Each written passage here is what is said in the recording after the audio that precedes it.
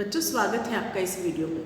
बच्चों आज हम पढ़ेंगे सर्वनाम व उसके भेद। बच्चों सर्वनाम संज्ञा के स्थान पर आने वाले वो शब्द हैं जो संज्ञा के स्थान पर आकर भाषा के सौंदर्य को बढ़ाते भी हैं। बच्चों सर्वनाम का अर्थ है तो सर्व प्लस नाम यानी सबका नाम। सर्वनाम सभी प्राणियों व्यक्तियों के लिए प्रयुक्त होने वाले शब्द सर्वनाम कहलाते हैं। बच्चों ये सर्वनाम 6 प्रकार के होते हैं। बच्चों यदि हम भूल जाएं, कभी कभी ऐसा होता है बच्चों हम कोई चीज़ याद करते हैं बार बार भूल जाते हैं, तो हमें क्या करना चाहिए, कहानी का तरीका अपना लेना चाहिए। जैसे मैंने आपसे कहा एक औरत थी जिसके 3 पुत्र थे, एक का नाम व्यक्ति, दूसरे का नाम जाति और तीसरे का नाम भाव था। अब उसके एक भाई भी था, उसका नाम सर्वनाम था। सर्वनाम के 6 पुत्र थे, है ना। पहले का नाम पुरुष, दूसरे का नाम निश्चय, तीसरे का नाम अनिश्चय, चौथे का नाम प्रश्न, पांचवें का नाम संबंध और छठे का नाम निज, है ना। तो ये 6 पुत्र सर्वनाम के थे। अगर आप इस तरह से याद करते हो, अब वो 3 पुत्र जिसके थे वो कौन थी, वो थी संज्ञा। तो संज्ञा के स्थान पर आने वाले शब्दों को हम सर्वनाम कहते हैं बच्चों। और ये सर्वनाम के 6 भेद हैं बच्चों। अगर हम कई बार एक ही नाम की पुनरावृत्ति बार बार करते हैं, बार एक शब्द को दोहराते हैं, तो वो हमें सुनने में बड़ा अटपटा लगता है और भाषा के सौंदर्य को खत्म भी कर देता है।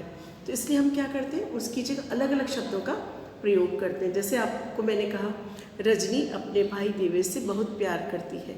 देवेश एक अच्छा लड़का है, वह उसकी पढ़ाई में सहायता करता है।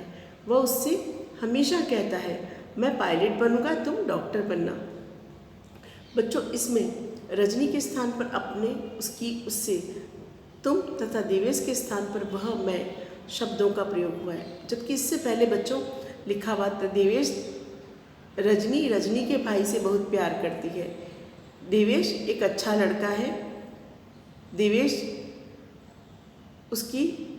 रजनी की पढ़ाई में सहायता करता है।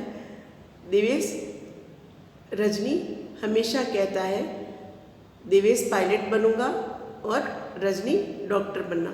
अब ये सुनने में बड़ा अजीब लग रहा था, उसकी जगह हमने अलग अलग शब्दों का प्रयोग किया, जिससे इसके भाषा का सौंदर्य भी बढ़ा और वाक्य भी पढ़ने में हमें सही लगी।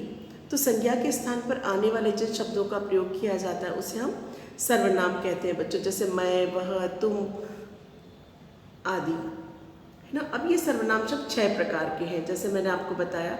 सबसे पहला है पुरुषवाचक सर्वनाम, जिन शब्दों का प्रयोग बोलने वाले, सुनने वाले और किसी अन्य के लिए होता है बच्चों। जैसे पहला उत्तम पुरुष, मैं, मेरा, मैं मेरा काम कर लूँगा, मेरा कल जयपुर जाने का इरादा है, तो मैं, मेरा, ये शब्द बोलने वाले के हैं, है ना। वक्ता यानी बोलने वाला।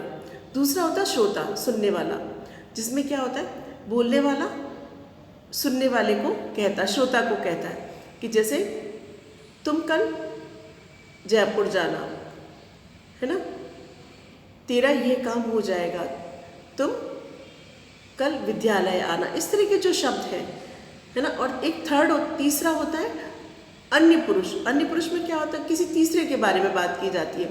वह कल घर आएंगे, वे सभी बाजार गए।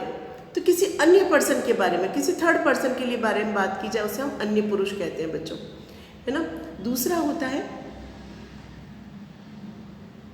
जो है वह है निश्चयवाचक। जैसा हम इसके नाम से ही पता चलता है, जो सर्वनाम शब्द किसी निश्चित व्यक्ति के बारे में आपको बताए वो निश्चयवाचक सर्वनाम कहलाते हैं। जैसे वह मेरी पुस्तक है, यह कोई नई बात नहीं, है ना, यह कोई नया काम नहीं, यह मेरा घर है, यही वह जगह है, वही आदमी है जो कल भी आया था, इसी ने मेरी पुस्तक ली है, उसी दिन हम बाहर गए। तो ये जो शब्द यह, वह, यही, वही, उसी ये शब्द जो है वो निश्चितता का बोध करवाते हैं बच्चों। तो ये निश्चयवाचक सर्वनाम कहलाते हैं। तीसरा होता है अनिश्चय। जैसे शब्द से ही पता है, जो सर्वनाम शब्द अनिश्चितता का बोध कराए वो अनिश्चयवाचक सर्वनाम कहलाते हैं बच्चों। जैसे कई बार होता है ना, हम कहते बाहर कोई खड़ा है, मम्मी पूछेगी कौन खड़ा है, पता नहीं कोई खड़ा है, अब आप पहचानते नहीं हो, कोई खड़ा जरूर है बाहर, ये नहीं पता कौन खड़ा है। सड़क पर कुछ लोग खड़े हैं, अब कुछ कितने हैं कौन है नहीं पता, है ना। दाल में कुछ गिरा है, दाल में कुछ काला है। ये जो शब्द है कुछ, किसी, किन्हीं, ये जो शब्द होते हैं बच्चों, कोई, ये शब्द अनिश्चितता का बोध करवाते हैं, इसलिए ये अनिश्चयवाचक सर्वनाम कहलाते हैं। बच्चों चौथा है प्रश्नवाचक। आपको पता है प्रश्नवाचक जिसमें क्या, कौन, किसका, किसे, किन्हें का, इन शब्दों का प्रयोग करके प्रश्न किया जाता है, वो प्रश्नवाचक सर्वनाम कहलाते हैं। जैसे बच्चों यह तुम क्या खा रहे हो, डिब्बे में क्या है, आपका नाम क्या है, ये किसका सामान है, ये पुस्तक में किसे दूँ, ये जो शब्द है किसका, किसे, क्या, कहाँ, आपको कहाँ जाना है, तो ये जो शब्द है बच्चों ये प्रश्नवाचक सर्वनाम कहलाते हैं। अब पांचवा है संबंधवाचक। संबंधवाचक बच्चों जिन शब्दों से एक वाक्य का दूसरे सर्वनाम शब्दों के साथ संबंध प्रकट होता है उसे हम संबंधवाचक सर्वनाम कहते हैं। जैसे जो करेगा सो भरेगा, जितना बोओगे उतना पाओगे, अगर गलत काम करोगे तो डांट पड़ेगी, जैसी करनी वैसी भरनी, है ना, जैसा बोओगे वैसा काटोगे, है ना। तो उस तरह से ये जो सो, अगर, तो, जैसी वैसी, जितना उतना, जैसा कर्म करोगे वैसा फल मिलेगा, तो ये जो शब्द जैसा वैसा, अगर, तो, जो, सो, ये जो शब्द है बच्चों ये सारे संबंधवाचक सर्वनाम के अंतर्गत आते हैं। निजवाचक सर्वनाम जिन सर्वनाम शब्दों का प्रयोग अपनेपन का बोध कराता है ना, जो स्वयं के लिए किया जाता है उसे हम निजवाचक सर्वनाम कहते हैं। जैसे बच्चों आपको पता है एक बार हमने एक दोहा पढ़ा था रहीम का, रहीमन निजबन की व्यथा मन ही राखो गोय, सुन इठले हैं लोग सब बांटने ले हैं कोई। कहने का तात्पर्य निज यानी अपनी, है ना, स्वयं की।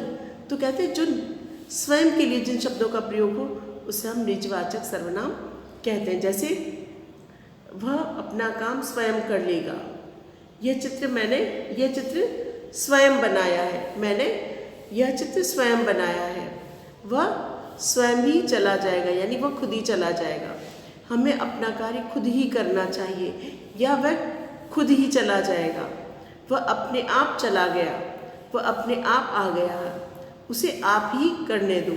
ये जो शब्द है आप ही, स्वयं, खुद, है ना, ये जो शब्द है वो बच्चों निजवाचक सर्वनाम कहलाते हैं। तो बच्चों आज हमने जो पढ़ा है संज्ञा के स्थान पर आने वाले शब्द सर्वनाम कहलाते हैं। सर्वनाम के 6 भेद हैं, पुरुषवाचक, निश्चयवाचक, अनिश्चयवाचक, प्रश्नवाचक, संबंधवाचक और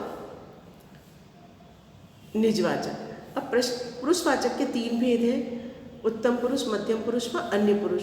तो बच्चों ये सर्वनाम शब्द का वीडियो आप बार बार जब देखोगे तो आपको तुरंत समझ में आ जाएगा, तो इसको आपको ध्यान से पढ़ना है और समझना है बच्चों।